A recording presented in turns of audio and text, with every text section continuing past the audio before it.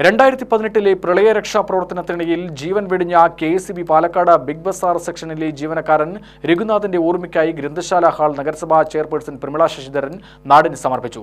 Kalpathi government LP സ്കൂളിലെ മുഴുവൻ അധ്യാപകരെയും അനധ്യാപകരെയും അംഗൻവാടി ആശാവർക്കർമാരെയും മറ്റും ചടങ്ങിൽ ആദരിച്ചു. നഗരസഭ 15-ാം വാർഡിലാണ് രഘുനാഥൻ സ്മാരക ഗ്രന്ഥശാല നിർമ്മിച്ചത്.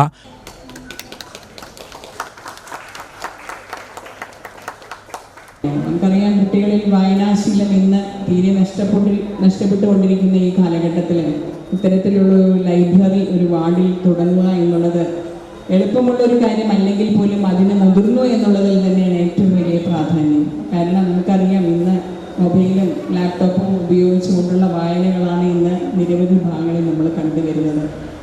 അതുമാത്രമല്ല, സമൂഹത്തിൽ വായനാശീലം കൊണ്ട് വളരുക എന്നുള്ളത് ശരിക്കും പറഞ്ഞാൽ ഇന്ന് ഇവിടെ ഒരുപാട് വായനാശീലമുള്ളവരും പ്രൊഫസർമാരും ഒക്കെയാണ് നമ്മുടെ വേദിയിലിരിക്കുന്നത്.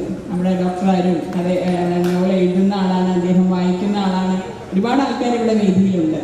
സതീശേട്ടൻ ഒരു ബുക്കൊക്കെ എഴുതി നമുക്കൊക്കെ പ്രസൻറ്റ് ചെയ്ത് തന്ന ഒരു സമയ കാലഘട്ടം ഉണ്ടായിരുന്നു. അപ്പോൾ നമുക്കറിയാം വായനയ്ക്ക് എത്ര പ്രാധാന്യം നൽകുന്നുണ്ട് എന്നുള്ളതും വായനാശീലത്തിനും എത്ര പ്രാധാന്യം നൽകുന്നുണ്ടെന്ന് ഇപ്പോൾ നമുക്കറിയാം.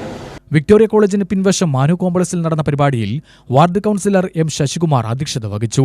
നഗരസഭാ വൈസ് ചെയർമാൻ E. കൃഷ്ണദാസ് ലൈബ്രറിയുടെ അംഗത്വ വിതരണം ചെയ്തു.